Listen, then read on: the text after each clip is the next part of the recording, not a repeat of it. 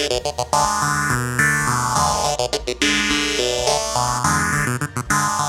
we're diving into how music genres evolve.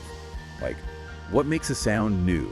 And where do those sparks of innovation even come from? We've got a whole stack of discussions here from music lovers, critics, the whole shebang. It's wild. We're talking from those classical roots all the way to, like, those genre-bending beats that are everywhere today. You know, when you really dig into music history, it hits you that genres aren't these separate things. They're more like branches on this tree, always growing, always kind of twisting around each other. I like that. Branches on a tree, yeah, I can see that. And that seems to be the consensus in everything we're looking at, that new sounds don't just appear out of nowhere. There's always a story, right? Like influences, all mixing together. Let's take rock music, for example. It's not like someone just flipped a switch back in the 1950s and bam, Elvis is changing the world, you know what I mean? Exactly. That energy in rock, that raw power, it had to come from somewhere. It's rooted in all these earlier forms of music, rhythm and blues, of course, with those grooves that just get you moving. Then you've got gospel music bringing that raw emotion, those powerful vocals. And we can't forget jazz, that spirit of improvisation that found its way into rock's DNA. You know, I never really thought about the jazz connection to rock before. It's like, on the surface, their vibes are so different. Right, but that's what makes it so cool. These genres that seem so different, they actually share this underlying connection. Jazz, with its whole thing about improvisation, about pushing boundaries, it really paved the way for rock musicians to experiment and create something new. It was about capturing that raw energy that just resonated with people, you know? Yeah, totally. So you've got rhythm and blues, gospel, jazz, all feeding into this thing we call rock. But there's another connection that has me really curious. Classical music. How does something so structured, so, I don't know, buttoned up, influence a genre that's practically defined by rebellion? Now, that's where things get really interesting. Rock musicians, especially in the late 60s and 70s, they weren't afraid to get complex, to add layers to their music. Bands like Led Zeppelin, the godfathers of hard rock, they weren't just about power chords and heavy drums. They brought in intricate melodies, arrangements inspired by composers like Bach and Beethoven. It's wild. Wait, are you serious? Led Zeppelin, the band known for rocking out stadiums, were listening to classical composers. Were they like studying composition in their spare time or something? Let's just say they had a deep appreciation for music that went beyond the typical three-chord rock song. Jimmy Page, their guitarist, he was a known fan of classical music. He was fascinated by how classical composers created these intricate pieces that were so emotionally powerful. So Led Zeppelin, rocking out to Beethoven. Who knew? It just goes to show you how music can surprise you, right? These unexpected connections popping up all over the place. Exactly. And that classical influence, it wasn't just in rock, it went even further, adding those layers of complexity to other genres too. Jazz musicians, known for their improvisation, even they started weaving in classical harmony, arranging their music in those more intricate ways. Think of Miles Davis, for instance, his later stuff, like kind of blue, that's modal jazz, right?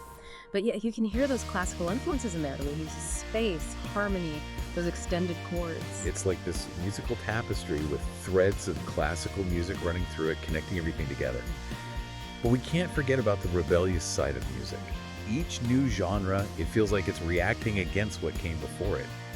Like a revolution, but with music. Right.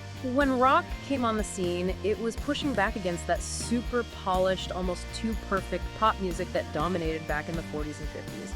Rock was raw, it was emotional, it gave a voice to that generation that wanted something real, something that spoke to them. It was like music became this way for young people to express themselves, to be different from their parents' generation. And then, as rock started to change, become more mainstream, here comes hip-hop to shake things up again. Exactly. Hip-hop exploded in the 70s, and it was more than just music, wasn't it? It was a whole cultural movement. Straight from the streets of New York, hip-hop showed the world what was happening in those marginalized communities, gave them a way to talk about it, to express themselves. And the music itself, it was like a big no thanks to the disco and stadium rock that was everywhere back then. So even though hip-hop was all about creating something totally new, it still drew inspiration from what came before it, right? Yeah. Like this musical conversation across generations. You got it. Hip-hop didn't just appear out of thin air. It took those funk grooves from James Brown, the rhythms of jazz, even spoken word poetry like what Gil Scott-Heron was doing. They sampled it, remixed it, and turned it into something completely new, something revolutionary. And look at it now. Hip-hop's everywhere. It's not just one city, one country. It's global, man. Changing the sound of music everywhere.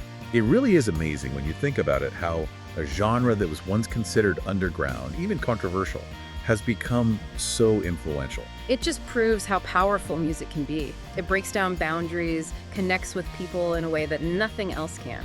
Okay, so we've got classical music influencing rock, jazz, rock rebelling against pop, hip-hop, giving a voice to a new generation. But where does that leave us now? It feels like the lines between genres are blurrier than ever. You're right, and that's where we get into some really interesting territory, this whole idea of genre bending. Musicians aren't sticking to the old rules anymore. They're free to experiment, to mix and match, take a little from here, a little from there, and create something totally new. And we see that everywhere these days. You've got pop with trap beats, rock bands using electronic sounds. It's like anything goes. That's the beauty of it. It's created this incredible diversity in music. Take Kanye West, for example. He made his name in hip-hop, right? But he never let that limit him. He's always blending those classic hip-hop beats with orchestral arrangements, soul samples, even gospel influences. Oh, for sure. That album, Late Registration, it was like he took classical music and made a part of his own sound. And that performance on Saturday Night Live with the full orchestra, iconic. I know, right? That performance was huge. It proved that hip-hop could hold its own even in a classical setting. He messed with people's expectations and opened up a world of possibilities for other artists. He took the concert hall to the club, and it was brilliant. It all comes back to breaking down those barriers, that fusion of genres, that sharing of influences. And it's not even a new thing, really. Even classical composers, who we think of as being so traditional, they were pushing boundaries back in the day. You're kidding. You mean to tell me that even the big names in classical music were out there shaking things up? Oh, yeah. Take Igor Stravinsky, for instance. Early 20th century. His music, revolutionary. He used folk melodies, rhythms, dissonances that were totally unheard of in classical music at the time. His ballet, The Rite of Spring, it caused a riot when it premiered in Paris in 1913. A riot? Yeah. Wow, that's intense. What was it about his music that got people so worked up? It was just so different. The rhythms, the dissonance, the energy. People weren't ready for it. He completely flipped classical music on its head, and audiences didn't know what to do with themselves. Of course, now it's considered a masterpiece. That's what happens when you challenge the rules. It really makes you think, doesn't it? What we might find shocking or groundbreaking today could be tomorrow's classics. It makes you wonder what those audiences back then would think if they could hear the music we have today. Can you imagine? Do you think they'd freak out at the electronic sounds, the crazy beats, all the stuff we can do with technology now? Or would they see it as just another step in that line of innovation, like what Stravinsky was doing? Right. It's like music history is this echo chamber. Each generation building on the one before, but also trying to break free at the same time. Exactly. And that brings us to a really interesting point in our conversation. We've gone from the structured world of classical music through the birth of jazz, the rise of rock, that whole explosion of hip-hop. We've seen how genres can influence each other, push back against each other, and ultimately kind of blend together. So where do we go from here? It's like we've been following this map, right? All these paths leading up to now, but then suddenly the path just stops. We know music will keep changing, but how? That's the big question, isn't it?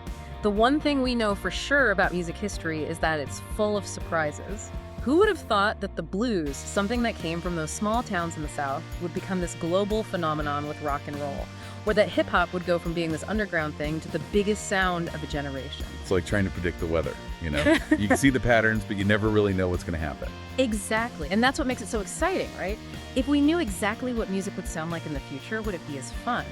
That thrill of hearing something new for the first time, that's what keeps things interesting. Oh, I'm with you there. There's nothing like that feeling of hearing a new sound, a combination of things you never thought would work together, and it just clicks, blows your mind. And those moments are happening all the time. Look at hyperpop, for example. It's like this crazy mix of pop melodies and distorted electronic sounds, or the way people are rediscovering folk music but giving it this modern twist. Music is constantly evolving, taking bits and pieces from different cultures, different eras. It's amazing. It really is mind-blowing when you step back and look at the big picture. We've talked about so much in this deep dive, from those classical composers to the genre-bending stuff we hear everywhere today. Yeah. So much history, so much innovation, and it's all led us to this incredible moment in music. And the best part, this moment's not over yet. What we think is new and exciting now, that could be the foundation for something even more groundbreaking down the road. Who knows what the future holds? It's a great question to leave our listeners with. So for everyone out there who loves music as much as we do, here's something to think about as you explore the world of sound. What musical adventures are waiting for us? What new sounds will capture our imaginations and challenge everything we thought we knew about music? It's an exciting thought, isn't it? And the most amazing thing is, the answer isn't hidden in the past. It's all about the creativity of those artists who are out there right now, pushing the boundaries, coming up with those sounds we haven't even dreamed of yet. Couldn't have said it better myself. So keep your ears open, keep exploring, keep an open mind. You never know what you might discover. Who knows? You might just stumble upon the next big thing.